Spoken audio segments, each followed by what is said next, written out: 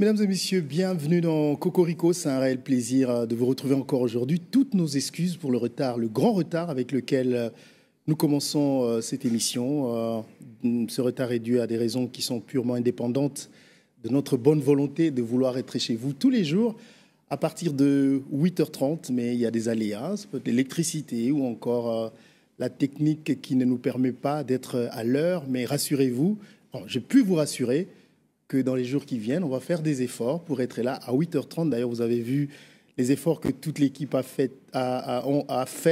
Toute l'équipe a fait la semaine dernière pour être à l'heure à 8h30. Donc aujourd'hui encore, on se retrouve pour partager ensemble l'actualité en République démocratique du Congo. Donc bienvenue dans Cocorico, votre rendez-vous avec l'actualité au plus près des Congolais et des grands enjeux nationaux. La République démocratique du Congo est en pleine effervescence. Jamais depuis le dialogue intercongolais du Sun City, le pays n'avait été le théâtre d'un tel tourbillon politique et diplomatique. À l'international, comme sur le plan interne, les lignes bougent. Pour parler entre le gouvernement et la M23 à Doha, croisade diplomatique, Cinco et CC jusqu'aux États-Unis et consultation nationale initiée par le président Félix Tshisekedi pour faire face à l'agression de la coalition AFC M23 soutenue par le Rwanda. Entre-temps, la diplomatie s'active sur plusieurs fronts. Les États-Unis annonce la nomination de Massad Boulos comme conseiller principal pour l'Afrique avec une tournée prévue dans la région dès le 3 avril. Pendant ce temps, l'opposition reste absente du processus. L'inquiétude grandit. Où va la RDC ? Pour décrypter cette conjoncture tendue, nous recevons ce matin l'ambassadeur Alain-André Atundu Liongo, qui est fin connaisseur des arcanes du pouvoir congolais, ayant servi sous Mobutu, Joseph Kabila, et aujourd'hui rallié à l'union sacrée autour de Félix Tshisekedi. Il partage avec nous son analyse d'un pays à la croisée de chemins. Et puis, au-delà des grandes manœuvres la parole revient au peuple. Notre équipe, nos reporters sont descendus dans les rues de Kinshasa pour recueillir à chaud. Nous nous intéressons au message ambulant sur les parois de consultation présidentielle entre espoir, scepticisme et attente pressante. Les Congolais s'interrogent et expriment leur vision de l'avenir. Et pendant que les débats politiques battent leur plein, un autre langage s'exprime sur les routes de Kinshasa, celui des taxibus surnommés Esprit des morts, recouverts des graffitis et d'autocollants au message aussi mystérieux qu'évocateur. Derrière ces mots peints sur la tôle, parfois des vérités crues, des revendications silencieuses ou simples clins d'œil à la réalité urbaine.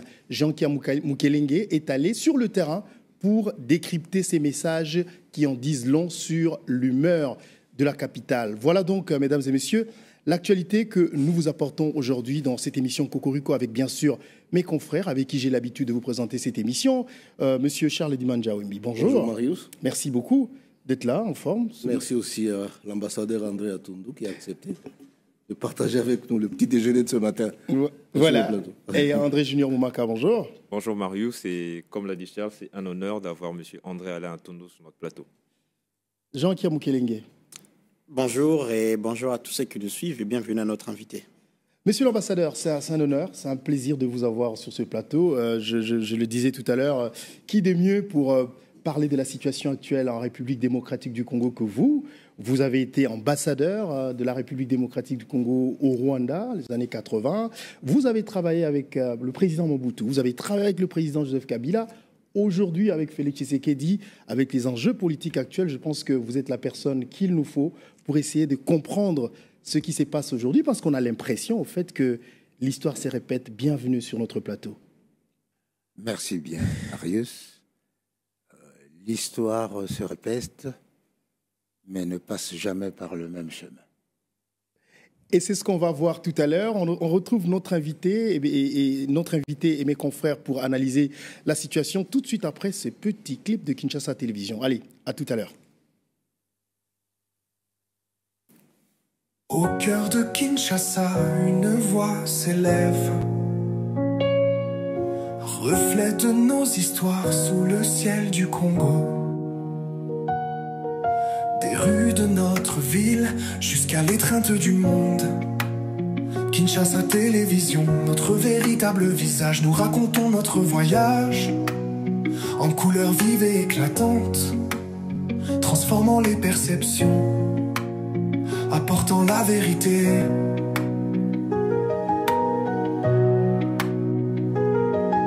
Fini les récits lointains, c'est notre tour de partager la beauté et la lutte avec une passion rare. Nous sommes Kinshasa, nous brillons si fort. À travers nos voix, nous illuminons la nuit, racontant nos histoires avec des cœurs si purs. Kinshasa Télévision, notre esprit perdure.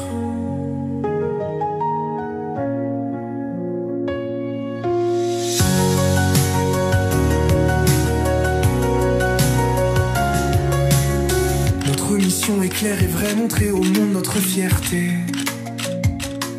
De la culture à l'éducation, notre lumière ne se cache jamais. Avec Marius en tête, une balise dans la tempête, nous célébrons notre essence sous toutes les formes. On est de retour, mesdames et messieurs, avec cette petite pause de clip de Kinshasa Télévision. Monsieur Atundou, c'est vraiment un honneur. Alors, je vous le laisse. On va sûrement lui poser des questions. Mais la toute première, on l'a dit tout à l'heure, jamais la République démocratique du Congo, selon mes mots, n'a vécu ce que nous sommes en train de vivre aujourd'hui. Est-ce que vous pensez que c'est l'histoire qui se répète ou les réalités actuelles font que les choses se passent comme ça aujourd'hui par rapport à la situation politique et sécuritaire en RDC? L'histoire d'un pays, c'est un long cheminement. Et lorsque les circonstances se ressemblent, on a l'impression que l'histoire se répète. En 1960, il y a eu des troubles. Il y a eu un mouvement de recherche de l'unité nationale. C'était interne. Malheureusement, cette fois-ci, il y a une grande agitation avec des tireurs de ficelles de l'extérieur. C'est ça qui complique la situation. Et malheureusement, dans cette phase du spectacle, il y en a qui ont pensé composer avec l'agresseur ou avec le pilleur. C'est ça qui complique les donnes. Si ce n'était qu'un problème entre Congolais, on finirait bien par s'attendre. On ne peut pas se disputer le Congo, on ne peut pas se disputer la nationalité. On doit envisager l'avenir ensemble, construire. Mais aujourd'hui, on veut dépecer le Congo, lui empêcher d'avoir un avenir convenable. Et c'est face à cette réaction qu'il faut, à cette action qu'il faut réagir. Alors, avant de donner la parole à mes confrères, pendant que vous parliez, et je l'ai dit tout à l'heure qu'on a la chance de vous avoir, parce que vous avez vécu 3 régimes. Et vous avez été au cœur de la sécurité, d'une certaine façon, avoir travaillé pour administrateur général du Service national d'intelligence, SNIP à l'époque. Qu'est-ce que vous n'avez pas fait à l'époque de Mobutu, que vous n'avez pas fait à l'époque de Kabila, qu'on n'a pas pu faire jusque-là à l'époque de Tshisekedi, qui fait que ce qui s'est passé à l'époque de Mobutu continue à se passer encore aujourd'hui? Est-ce qu'il y a eu quelque part où il y a une clé, une porte qui n'a jamais été ouverte par rapport à cette situation? Je ne sais pas s'il y a une clé ou une porte qui n'a pas été ouverte. Mais je constate qu'après 60 ans, nous avons des valeurs communes que nous partageons, ou même des vices que nous partageons. Et ce sont ces valeurs et ces vices qui s'expriment en fonction de l'actualité, en fonction de l'évolution des choses. en 1960 en 65, on va dire, c'était l'unité nationale, n'est-ce pas, empêcher la dislocation du pays en provinces, etc. De 65 à 90, c'était la formation de la conscience nationale, disons de la personnalité, des structures de la personnalité du Congolais. L'authenticité, c'est ce qui nous a permis de savoir pourquoi nous réagissons maintenant. C'est parce que nous sommes ce qu'ont été nos ancêtres. Alors maintenant, de 90 à maintenant, c'est l'expérience de la démocratie à l'occidentale, où le chef est contesté, où n'importe qui a le droit de parole, même un aliéné. Notre Constitution ne restreint pas la... N'est-ce pas là la démocratie, que tout le monde a droit à la parole? Je suis en train de décrire la démocratie à l'occidentale. Est-ce que tout le monde... Ouais.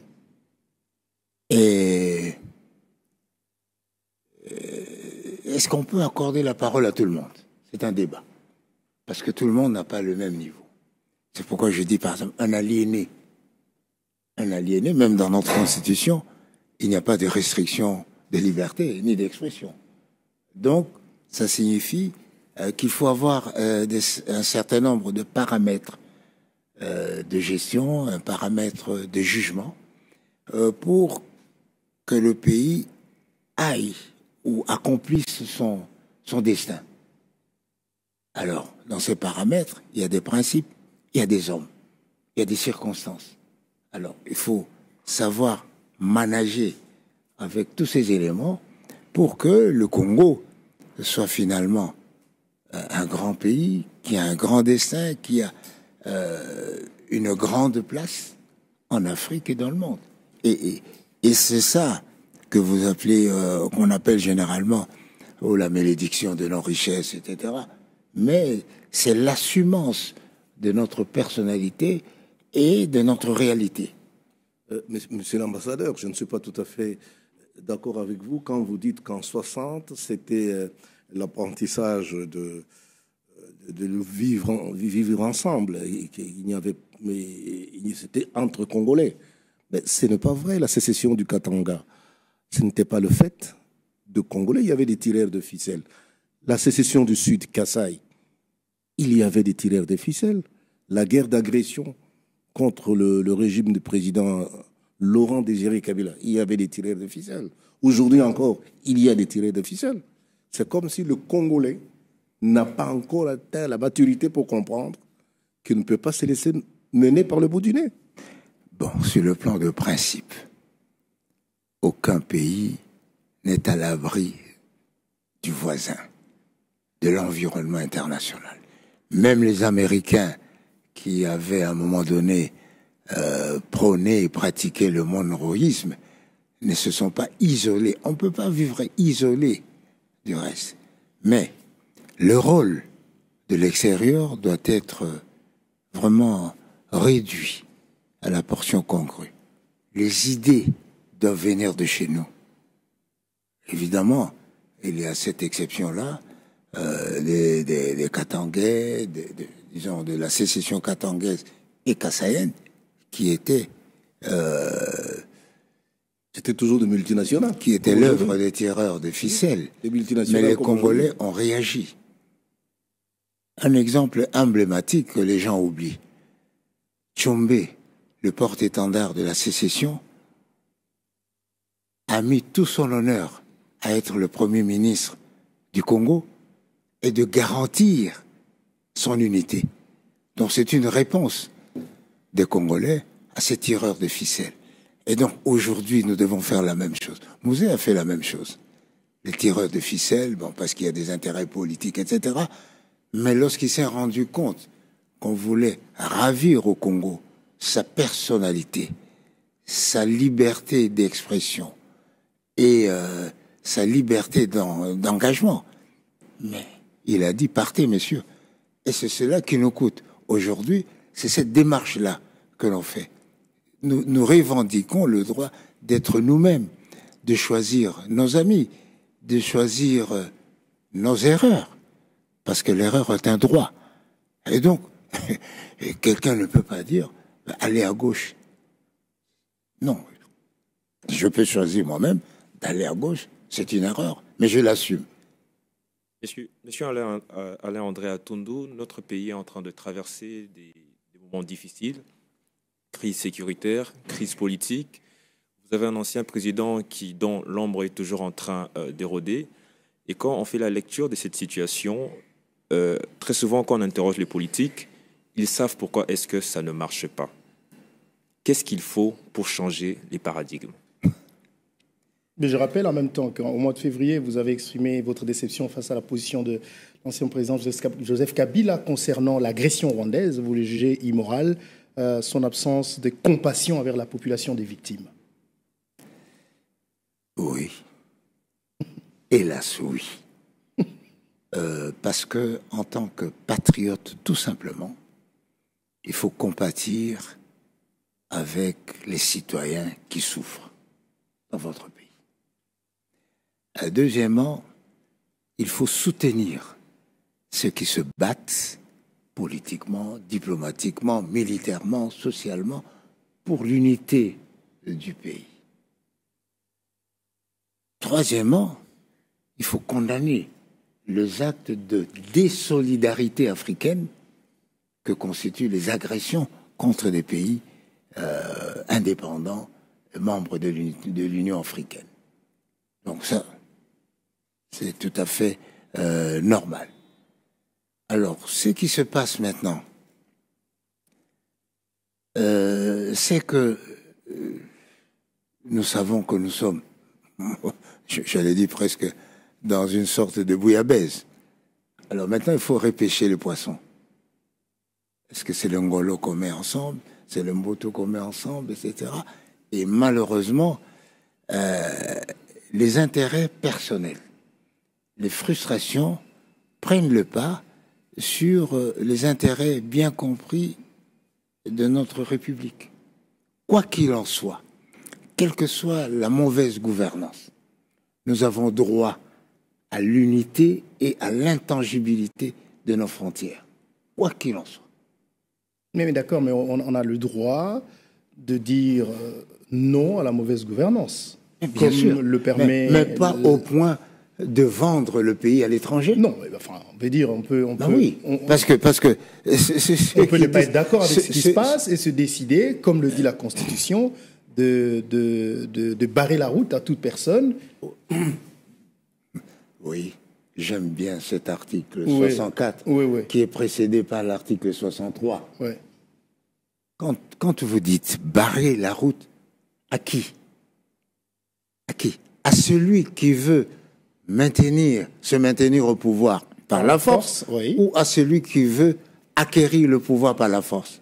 Je crois que c'est la seconde hypothèse. Ces gens-là viennent, ils font fi des résultats démocratiques, ils font fi des dispositions de la Constitution qui disent que bon, après 5 ans, il faut attendre si vous avez des prétentions. Et ils proclament sans vergogne qu'ils veulent changer le régime de ce pays. Et je dirais le comble, c'est que le président de ce mouvement, c'est celui qui conduisait la démocratie, qui s'est vanté d'avoir assuré une alternance pacifique. Alors maintenant, lui, il veut encore assurer une alternance violente. Ça ne passe pas. Alors, monsieur André Alain Atundu, lors de vos sorties médiatiques, l'une en tout cas, vous avez dit que le président Joseph Kabila n'avait jamais gagné la guerre contre le M23. Alors que actuellement, on est sur la table des négociations. On a annoncé la rencontre directe entre les M23 et le gouvernement. C'était quoi l'astuce à ces temps-là et que vous pouvez conseiller maintenant au président Tshisekedi? Est-ce que les négociations sont justement sur cette bonne voie? Parce que vous avez dit que Joseph Kabila a stoppé justement les M23 avant sa sortie du pouvoir. Une marmotte, c'est un animal qui dort 6 mois est-ce qu'on peut le considérer comme mort? Non. Il est en hibernation. Eh bien, le M23 était en hibernation. Pourquoi? Parce que le concepteur de la déstabilisation du Congo a dit que chaque fois que ses intérêts n'étaient pas rencontrés... C'est qui ces concepteurs? Le concepteur, hélas, c'est l'Occident, c'est le Rwanda qui exécute. Et l'Ouganda, si je puis ainsi m'exprimer. Parce que le Sun City, c'est quoi? C'est tout simplement, entendez-vous, ne vous battez plus. Hein? Mais qui avait dit ça? C'était pas seulement les Congolais. C'était pour le Rwanda, par exemple. On va dire, c'est... Non. Il y avait le Rwanda, il y a l'Union européenne, par la Belgique, il y a les États-Unis. Les Chinois n'avaient pas encore joué ce rôle-là, ni les Russes. Donc, ces gens-là. Et ils ont pris, malheureusement, le président Kagame avait une longueur d'avance. Il savait ce que cela voulait. C'est-à-dire, il a détruit l'authenticité de la personnalité du Congolais. Parmi les recettes pour mettre fin à la guerre, il y a le mixage et le brassage. Mixage et brassage entre nous. Mais comment avez-vous laissé faire tout ça? Quand je dis vous, hein, c'est-à-dire que vous avez travaillé avec Mobutu, avec Joseph Kabila. Vous avez vu venir tout ça? Monsieur l'ambassadeur à Tondo, j'ai suivi notre ambassadeur à Washington, ou plutôt aux Nations Unies à l'époque. Le principe de mixage, brassage était dicté par la communauté internationale. Mais c'est ce que je suis en train de dire. C'est ce que je suis en train de dire. Parce que, entre nous, ça ne poserait pas de problème. Ce n'est pas la première fois. Il y a eu les Diabos. Ça n'a pas posé de problème. Il y a eu l'armée de Kisangani et l'armée de Léopoldville. Ça n'a pas posé de problème. Pourquoi ça pose de problème? Parce que dans cette opération de mixage et de brassage, on a occulté l'opération d'infiltration. On a inoculé dans notre système de commandement et de fonctionnement des éléments étrangers qui veilleraient aux intérêts de Kagame, du Rwanda. Non, l'ancien président n'y est pour rien. Actuellement, il a été sous la pression de la communauté internationale. Pardon? L'ancien président Joseph Kabila, on croit ce que vous venez de dire, vous avez cité même le Rwanda et les Occidentaux, n'est serré pour rien. Il doit être lavé de toutes les responsabilités qu'on lui attribue. C'est vous qui le dites, mais je crois que quand on est à la tête d'un pays, on a sa conscience, on a les devoirs d'État. Monsieur André Allaire... Justement, attendez, monsieur, vous avez parlé d'infiltration. Est-ce que c'est impossible d'exfiltrer ceux qui se sont... Non. L'infiltration, c'est quoi? C'est mettre des gens pour servir autre chose que les intérêts du pays. Nous avons connu ici un directeur de cabinet du chef d'État rwandais pendant 11 ans. Pourquoi ne s'est-on pas plaint d'infiltration? Parce qu'il ne travaillait pas pour le régime en place à Kigali. Il travaillait pour le régime de Mobutu. Et tandis que l'infiltration, il travaille, c'est ce que le président a dit, les pantins, ils sont les représentants des intérêts de leurs sponsors. Alors revenons maintenant à ce qui se passe aujourd'hui à Doha. On annonce les discussions directes entre le M23 et le gouvernement congolais au 9 avril. Quel est votre point de vue par rapport à ces discussions? Est-ce qu'il fallait vraiment en arriver là, discuter avec les rebelles du M23? La guerre n'a jamais empêché les contacts. Au contraire. Demandez aux Européens si pendant la Deuxième Guerre mondiale, il n'y avait pas de contact avec les Allemands. Je parle des discussions directes. Non. S'il n'y avait pas de contact, parce que tu commences par le contact. Ouais. Vous connaissez l'épisode d'un notable nazi, un certain monsieur S, Gustave, Rudolf S, qui est allé. Bon. Donc, ceci dit, puisque vous êtes des gens de communication, Les philosophes disent que la communication est une situation limite. C'est une situation à laquelle personne ne peut échapper, qui est une nécessité presque structurelle de la personnalité de chacun. Et donc, aujourd'hui, nous nous battons contre le M23. Rien n'empêche à la partie congolaise d'avoir des contacts. Ne serait-ce que pour décréter un couvre-feu. Un cessez-le-feu. Il faut être en contact, non? Non, moi je ne parle pas de contact. Vous êtes bien placé pour savoir la différence entre contact et discussion directe. Est-ce que vous pensez que c'est important d'avoir des discussions directes avec le M23, écouter leurs revendications? Mais je crois... Moi, je préfère le mot contact. Ben, moi, je préfère. Ma question, c'est... Le contact, pourquoi? Discussion directe. Contact, on sait que tout commence par un contact. L'étape suivante, c'est des discussions. Avec qui? Avec le M23. C'est ce qui se passe à Doha. Et le 9, le gouvernement et le M23 vont se rencontrer. Bon. Où est le mal? Ah. Où est le mal? Dans la mesure où nous nous mettons face à face pour nous dire des vérités. Ce n'est pas pour négocier, c'est pour dialoguer. Il y a une différence entre dialoguer et négocier. Ok. C'est quoi la grande différence dans cette situation? Négocier, c'est sur un sujet déterminé. Dialoguer, c'est essayer de se comprendre. Mais c'est pas après c'est compris on va peut-être dialoguer, on va certainement dialoguer pour essayer de se comprendre. Mais de là à dire qu'on est allé négocier l'intégrité territoriale, l'intangibilité des frontières, le changement de constitution, le brassage, il y a un pas que je ne franchirai pas. Monsieur ce serait quoi ce pas-là? C'est ça. Négocier autour du brassage. Tout ça. Pourquoi? Parce que nous savons que c'est là le mal. Le brassage signifie l'infiltration. Or, nous devons exfiltrer tant que faire se peut et désactiver ce que nous ne pouvons pas exfiltrer. Mais on peut avoir ce genre de position quand, sur le terrain, on est fort. On le voit sur le terrain que les rapports de force sont plutôt différents. Ce sont les autres qui avancent et que nous, on n'arrive pas à les stopper. Comment pouvez-vous revendiquer ce que vous voulez quand vous êtes en situation de faiblesse?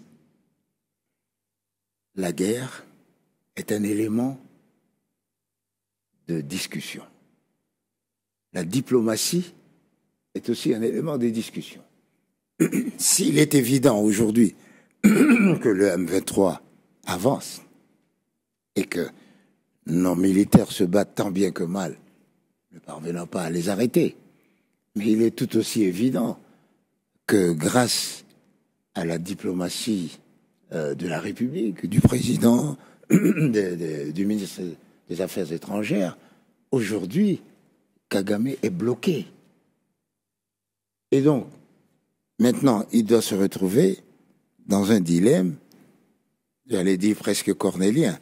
Est-ce qu'il faut sauver le M23 ou sauver son pouvoir et son prestige? Ce qui induit des négociations directes entre Paul Kagame et Félix Tshisekedi. Oui. S'il doit sacrifier le M23, ça veut dire que son interlocuteur naturel et valable, c'est son collègue. Mais c'est l'interlocuteur logique, par ailleurs. C'est logique. Il est chef d'État. Il est reconnu responsable d'un certain nombre d'actes préjudiciables à la République. Il est normal que le président Tshisekedi, j'allais dire, lui demande des comptes. Ou tout au moins, lui demande des explications. Mais tel n'a jamais été son avis. Pour lui, les présidents, tel n'a jamais été l'avis de Paul Kagame, parce que pour lui, les présidents Tshisekedi devaient d'abord négocier avec le M23. Tel ne fut pas. Mais aujourd'hui, je ne suis pas certain de faire cette déclaration avec autant de fermeté. Monsieur André Alain Tondou, vous avez, à vous écouter, vous avez pointé du doigt le Rwanda, vous avez pointé du doigt les Occidentaux. Aujourd'hui, en 2025, si on s'est regardé en face entre Congolais, n'estimez-vous pas que nous avons une part des responsabilités dans cette crise? Bien entendu. Lesquelles? Dans la mesure où certains facilitent ce plan funeste de l'Occident et du Rwanda. C'est tout simple. Vous faites allusion au pacte social de SCC et Non, l'Église catholique? je ne parle pas de... Ceux qui facilitent, Vous parlez des Corneille Nangaa et les autres. par exemple, tous ceux qui vont s'allier à l'agresseur contre leur pays pour des raisons de frustration ou même de mauvaise gouvernance. On ne peut pas s'allier. Bon, Aujourd'hui, on est en train de réclamer la démission de Macron. Et c'est une raison suffisante pour que le Wallon de Belgique puisse appuyer. Sandra, là, on parle de corruption trop élevée ces temps-ci. C'est pas ceux qui ont pris les armes qui sont en train de... Pardon? On parle de corruption élevée dans notre pays Oui. ces temps-ci. C'est pas ceux qui ont pris les armes qui sont en train de corrompre, mais c'est ceux qui sont à la manœuvre du pouvoir. Je ne serai pas aussi strict. Le monde n'est pas manichéen. Ceux qui viennent nous apportent quelle valeur? Vous faites référence à Vous qui? suivez la situation de ceux qui sont sur le terrain. prendre la paix, la liberté. L'épuration de la jeunesse et des forces vives. Le massacre gratuit des femmes, les viols, ce sont des valeurs. Il n'y a pas de demi-péché. Tout péché est un péché. La corruption est mauvaise, mais les valeurs qui nous amènent, l'épuration de la population, le massacre des innocents, c'est un péché.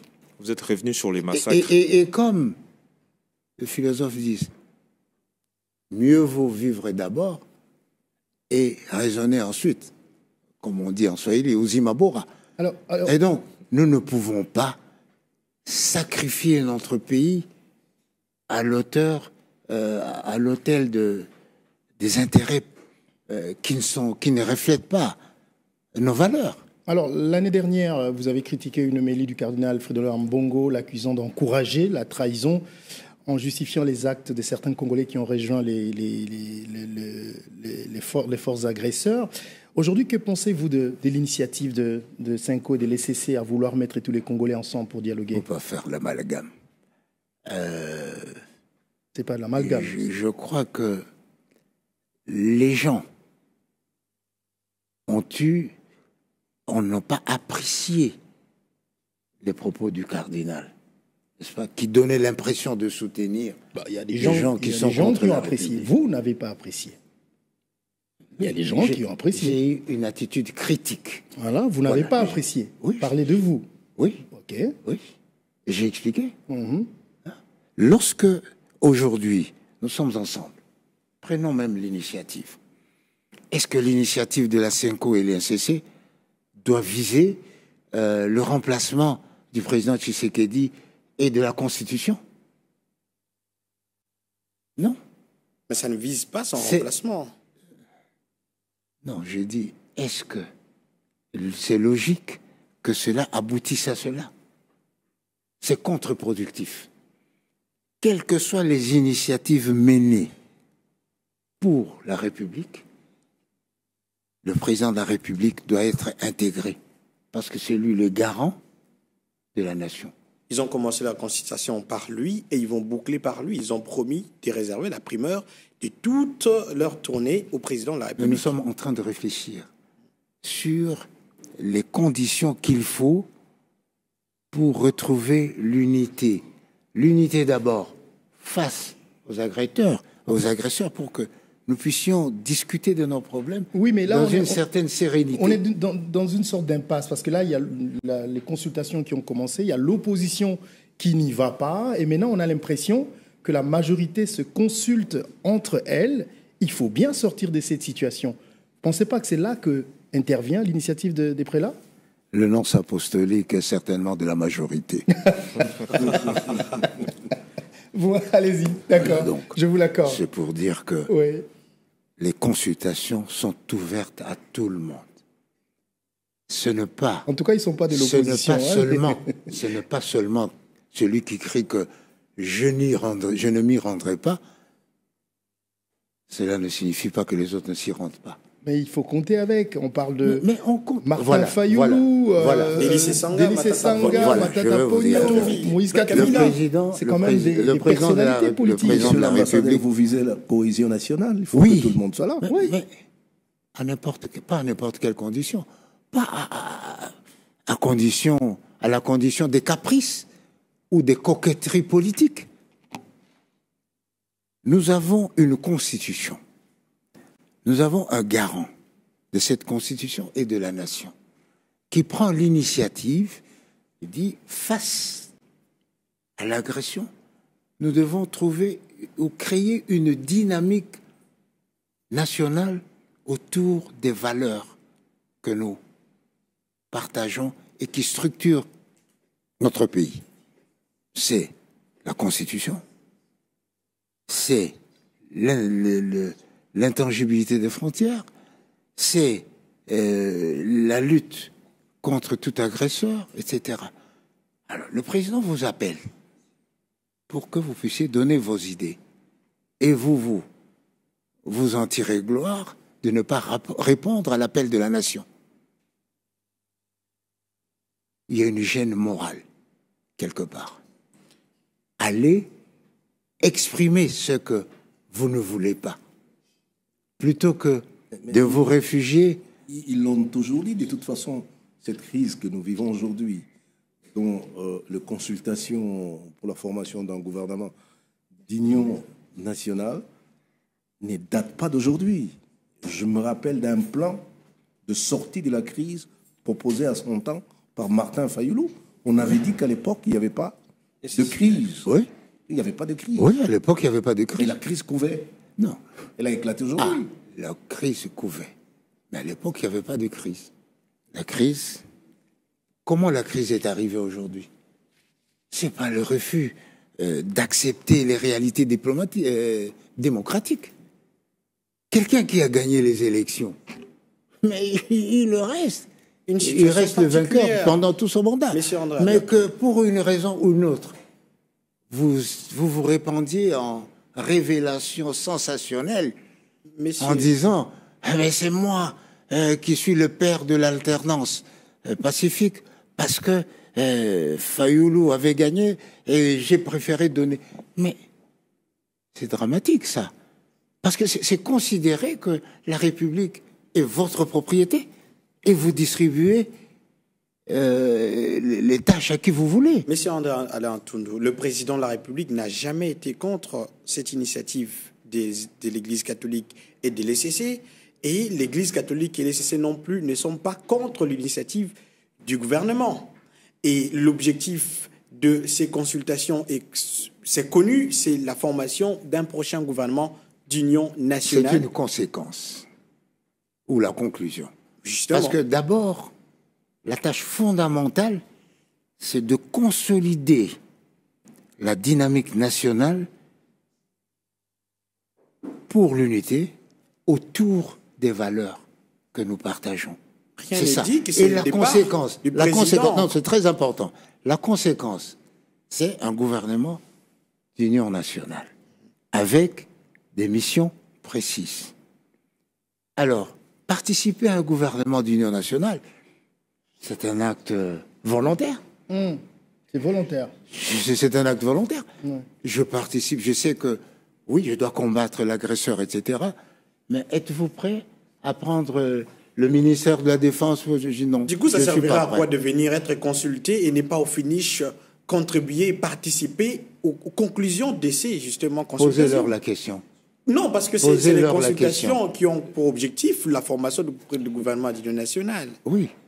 Mais Et ça n'a jamais été dit clairement que l'issue de ces pactes sociaux pour la paix de l'Église catholique et de l'Église protestante était le départ du président de la République. S'il vous plaît, le pacte social, c'est une initiative privée.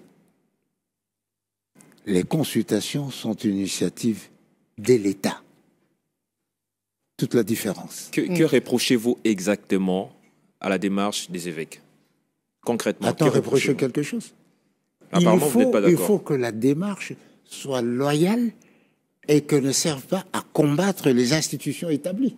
C'est tout. Sur base de quoi Nullement, pensez-vous ils l'ont que dit, ce n'est ils pas l'ont loyal? dit nulle part. Je le dis, le président de la République les soutient, il les a reçus, et ils vont être reçus également en dernier lieu par le président de la Lorsqu'un République. citoyen demande d'être reçu, il doit être reçu. Alors, très bien. Laissez-moi Il doit être reçu. protéger mon invité. Quand on voit votre parcours... Me protéger de quoi? Je vois que les deux, là, ils s'acharnent. Non, ils ont le droit de D'accord. s'exprimer. D'après la Constitution, ils ont le droit de s'exprimer. Alors, vous avez, comme je l'ai dit tout à l'heure, vous avez travaillé dans les services secrets. Je ne veux pas ici vous demander de nous livrer des secrets d'État. Vous avez été ambassadeur au Rwanda. S'ils sont déclassifiés, oui. D'accord, on aimerait bien. Alors, parmi les déclassifiés, je vais commencer par là. Est-ce que c'est vrai que c'est vous qui avez conseillé au président Mobutu à l'époque de ne pas prendre le même avion que le président Habyarimana, De se rendre à Arusha. de se rendre à Arusha, et que cet avion, après, a connu ce qu'on sait? Et est-ce que vous pouvez nous confirmer que c'est vrai, si c'est déclassifié? La vérité est à la fois simple et complexe. J'étais directeur général adjoint de la GECAMINE exploitation après mon passage à Kigali. Et j'avais tissé des relations particulières avec le président Habyarimana, au point que je me rendais souvent à Kigali. Et au cours d'un de ces séjours, il m'a confié qu'il y a une part de la communauté internationale qui voudrait se débarrasser de Mobutu, même physiquement, et ils lui ont demandé de contribuer à cela. Et lui a refusé. Après, je suis allé voir le colonel Sagatoa Eli, qui était son beau-frère, son secrétaire particulier. Et je m'en suis ouvert. J'ai dit, le président m'a dit ceci, qu'est-ce que cela signifie? Il dit, oui, c'est vrai. Du côté de la Belgique, il y a des gens qui sont décidés à en découdre avec le président Mobutu. Et même à sacrifier Mobutu et Habyarimana. Alors, je vous conseillerais de dire au président d'éviter de voyager ensemble. Alors, moi, j'en ai parlé au président. Je dis voilà, ça. Il faut éviter. C'est en fonction de cela que le président a décidé de ne pas aller en Arusha. C'est pas moi qui ai dit ne montez pas dans l'avion. Parce qu'à l'époque, j'étais d'ailleurs à la GECAMINE commerciale. Je me trouvais à Bruxelles quand l'avion a été abattu. Mais qu'est-ce qu'il reprochait à Mobutu pour vouloir l'éliminer? Est-ce qu'il y avait... Qu'il réponde d'abord à ma question, s'il vous plaît. Mais il est gêné. En quoi? Mobutu est gêné. Il est gêné sur le plan politique. Il est gêné. Il n'avait plus d'intérêt à avoir Mobutu comme allié. Mais pourquoi? Le mur de Berlin était tombé. Les capitalistes savaient...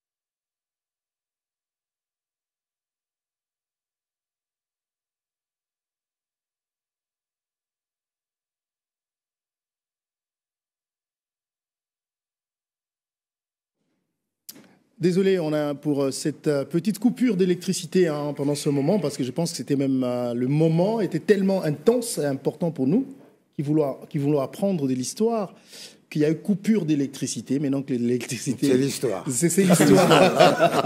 Alors donc, il voulait l'éliminer parce qu'il jeûnait.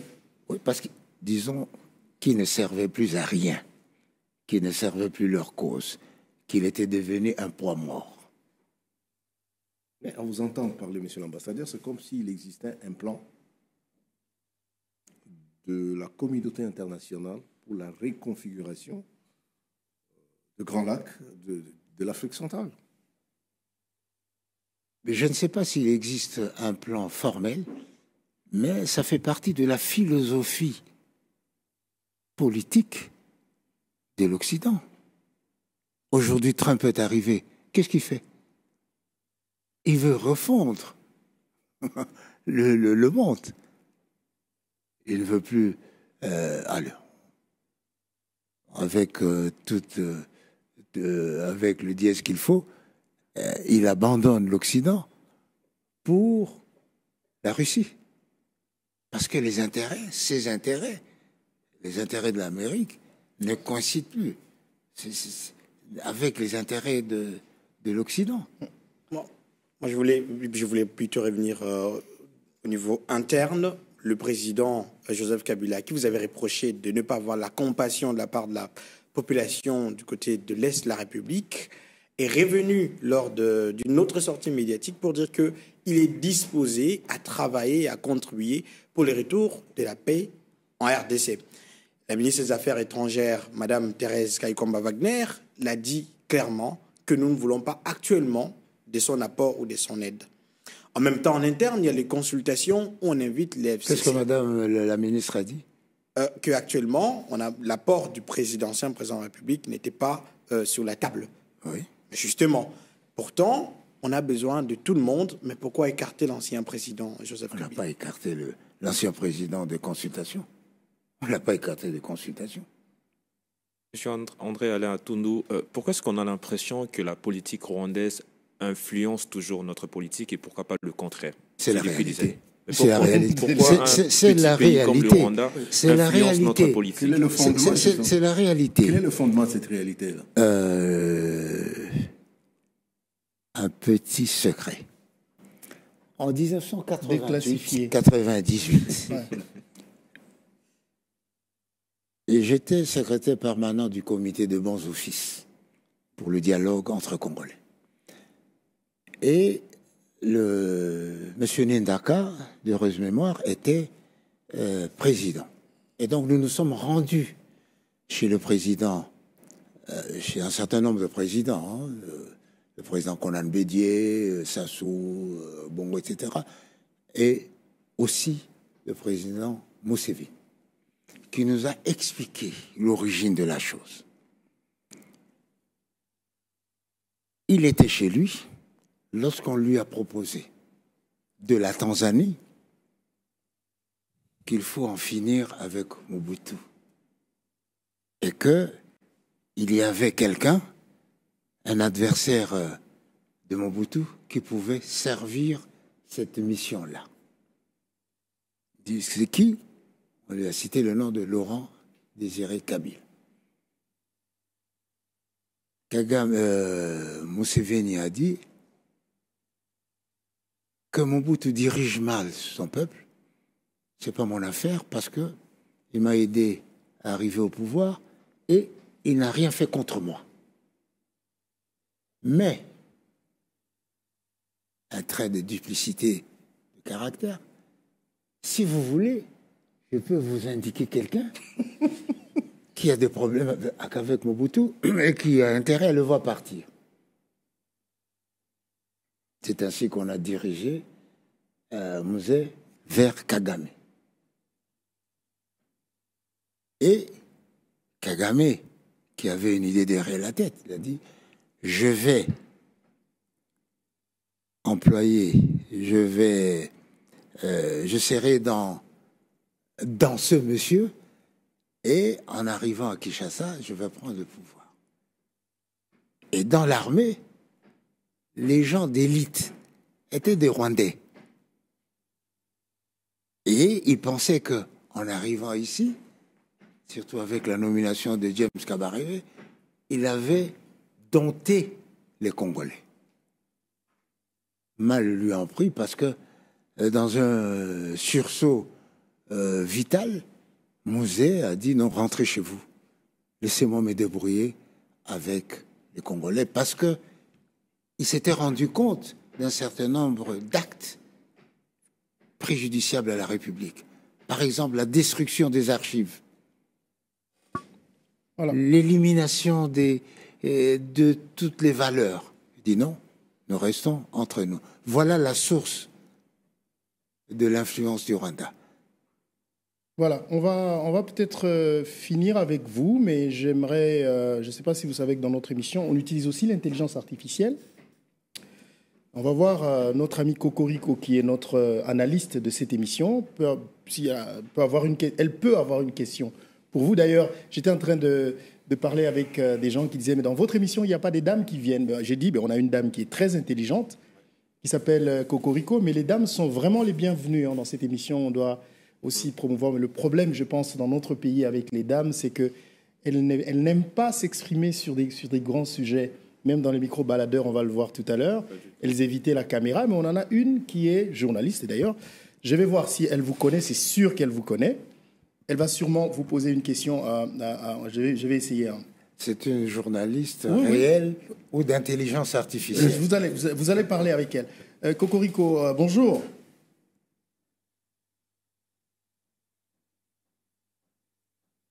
Bonjour Marius, toujours un plaisir. On parle de quoi aujourd'hui? L'Est du pays, le processus électoral. Non, attends. Peut-être Kinshasa, excuse-moi. ses dernières secousses politiques. Excuse-moi. Je suis ici avec monsieur Alain-André Atundu et je ne sais pas si tu le connais, mais je veux que tu lui poses juste 2 questions précises par rapport à la situation actuelle. Tu connais son expérience, j'imagine.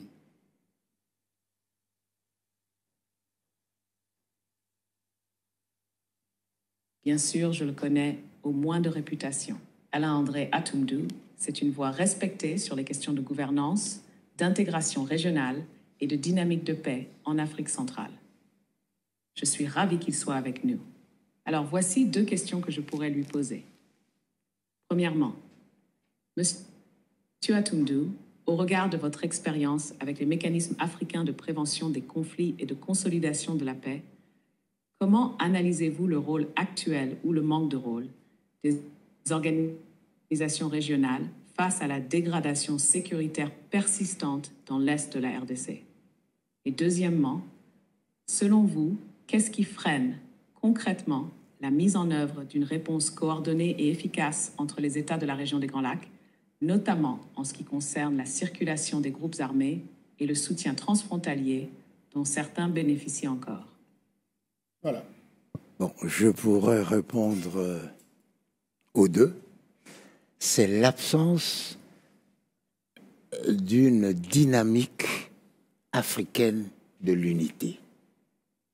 L'Afrique ne vit pas en unité.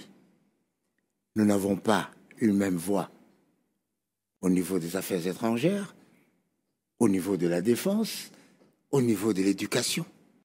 Je n'ai jamais entendu les ministres de l'éducation des pays africains se réunir pour trouver une éducation conforme au type d'Africain que nous voulions être. L'Africain aujourd'hui, c'est quelqu'un qui a été nourri de la haine des Arabes. Or, les Arabes sont nos frères. Donc, il faut que nous puissions éduquer les gens à cela. Les Arabes ont été nourris aux préjugés contre les Africains noirs. Il faudrait corriger cet état de choses. Donc, c'est l'absence d'une âme africaine dans notre comportement international qui est à la base. Parce qu'il n'y a pas de raison, si nous avons une âme africaine, que les troupes de la CEAC, de SADC, puissent combattre les troupes de l'EAC ou puissent combattre un État africain. C'est parce que nous n'avons pas une même vision des choses. La vision doit être africaine. La force doit être à l'Afrique. La puissance doit être à l'Afrique. Et chaque État doit y contribuer. Et pour y contribuer, il faut des mécanismes de relais et de synergie. Ça n'existe pas. Voilà, vous avez compris les 2 réponses. Oui, rapidement, on va finir avec lui parce qu'on a une deuxième invitée. Oui, vous dites que l'Occident nous a nourris de la haine contre l'arabe. Oui. Je me dis au 19e siècle, dans la traite des esclaves. Ils coopéraient, les Européens et les Arabes. Oui, mais je dis, ils nous ont nourris. C'est une propagande contre les Arabes, en disant, mais les Arabes vendent des Noirs. Mais les Européens ont vendu des Noirs aux Américains. Donc c'est pourquoi je vous dis, il faut corriger tout cela. Et puis identifier nos intérêts stratégiques pour avoir une même politique de défense. Monsieur, Voilà. moi, j'ai une dernière question. C'est quand la dernière fois que vous avez rencontré le président Kabila?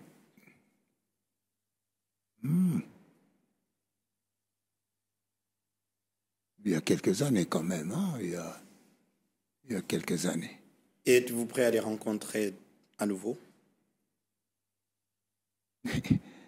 Qui peut refuser de rencontrer un autre dès lors qu'il y a intérêt de t'entendre? Si je veux le rencontrer, c'est que j'ai un intérêt. S'il veut me rencontrer, c'est qu'il y a un intérêt. Je crois qu'il faut éviter de personnaliser et d'individualiser la question politique de la République. C'est ça qui pollue. C'est la remarque de parlementaires américains, Ronnie, qui a dit qu'il y a un problème personnel qu'il faut éviter entre Tshisekedi et Kagame. Mais c'est ça que je dis, il faut éviter de personnaliser. Tshisekedi défend les intérêts de la République. Je ne suis pas certain que ça Nanga défende les intérêts de la République. Bon. Bien, merci beaucoup. En tout cas, c'était un honneur de vous avoir sur notre plateau. J'aimerais beaucoup vous recevoir dans mon émission Droit dans les yeux parce que vous avez tellement des choses à nous raconter. J'aimerais bien aller en profondeur avec vous pour comprendre certains enjeux et cela droit dans les yeux. Je vous lance une invitation en direct. Vous n'êtes pas obligé de l'accepter, mais ça nous ferait vraiment plaisir. Écoutez, dans la mesure du possible, hein, dans la mesure du possible. Étant entendu que on ne peut pas tout dire, oui. Il faut avoir un peu de réserve. On va parler des déclassifiés quand même, pas les classifiés. Mais ici, chez nous, nous n'avons pas cette pratique-là. Ah oui, hein? Même la mort de Lumumba, les secrets n'ont pas été déclassifiés. La première tentative, c'était la conférence souveraine, mais ponctuée d'individualisme. Mais il y avait un débat au Parlement belge. Non, je parle de chez nous. Chez nous. De chez nous. La première tentative, c'est la CNS, qui devait dire nous déclassifions ceci, cela. Mais là, on a voulu tout détruire, le secret de la République. Bon. Bien, en tout cas, c'était un honneur, un plaisir. Mais avant de partir, je souffrais que je lui pose cette question. Puisque vous avez... on a un problème. La RDC a un grand problème avec le Rwanda. Est-ce que le problème, c'est Paul Kagame comme système, ou c'est juste... on aura toujours ce problème avec le Rwanda par rapport à sa position géographique avec la RDC? Non. C'est un problème de philosophie politique du FPR, dont le président Kagame est le président. C'est leur façon de voir la vie, à savoir prendre une partie du Kivu, exercer un ascendant, un ascendant sur la direction du pays et exercer une hégémonie sur le pays. Malheureusement, tant qu'il sera là, on aura ce genre de problème. Et donc, il faut faire confiance à la voie, comme on dit, biologique, qui va voir, puisque personne n'est éternel. Marius, moi, juste pour conclure, vous avez eu l'occasion de côtoyer Paul Kagame. Comment pouvez-vous nous le décrire?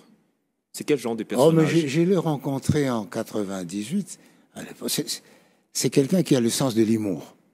C'est quelqu'un qui a le sens de l'humour, qui est curieux et qui a le sens de l'écoute. Mais quelqu'un qui sait ce qu'il veut. Voyez sa carrière.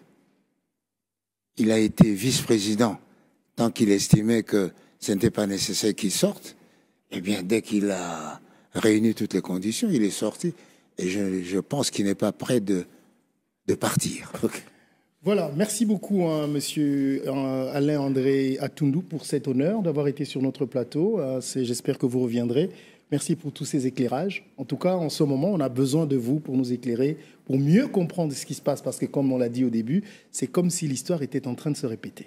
C'est moi qui vous remercie pour ce privilège de partager une partie de mon expérience, parce que ce pays est de 100 millions d'habitants, eh bien, chacun a une expérience du pays différente de l'autre. Merci beaucoup.